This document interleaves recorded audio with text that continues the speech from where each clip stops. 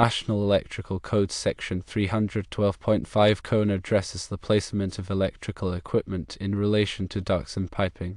This section states that electrical equipment, such as panels, should not be located under ducts, other than supply and return air ducts, or piping. However, there are exceptions.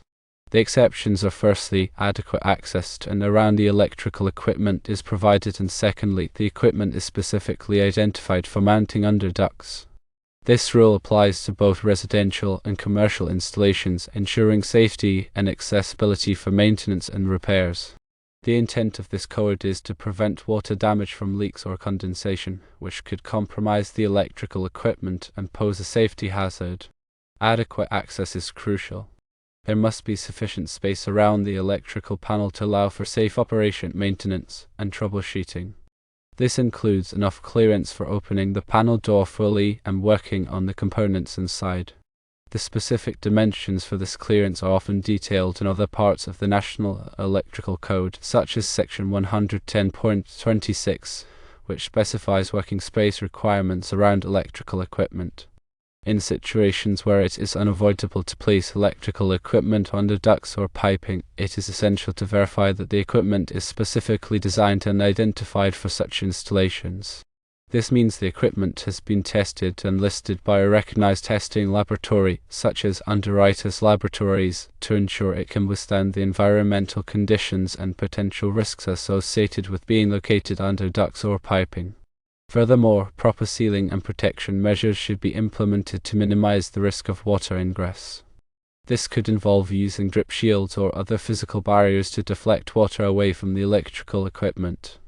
Regular inspections and maintenance are also crucial to identify and address any potential issues before they escalate into safety hazards.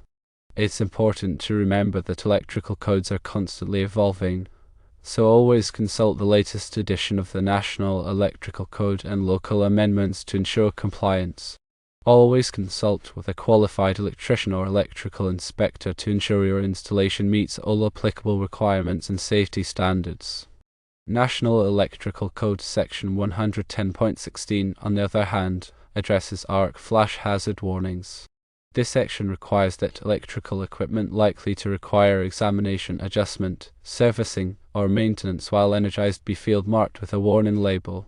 The label must caution qualified persons about potential arc flash hazards. The marking must meet specific requirements as outlined in the code, including the proper wording, visibility, and durability. However, National Electrical Code Section 110.16 primarily applies to commercial and industrial installations where higher voltage systems and more complex electrical equipment are common. The arc flash hazard is generally less severe in typical residential settings due to the lower voltage levels and simpler electrical systems.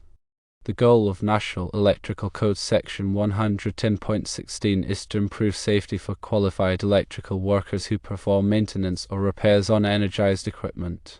Arc flash events can be extremely dangerous, causing severe burns, injuries, and even fatalities.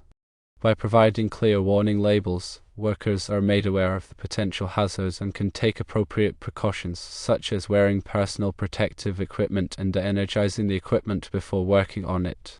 While National Electrical Code Section 110.16 itself does not apply to residential buildings, it is still important to be aware of arc flash hazards and to take appropriate safety measures when working on electrical equipment. Even in residential settings, electrical work should only be performed by qualified individuals who understand the risks and how to mitigate them.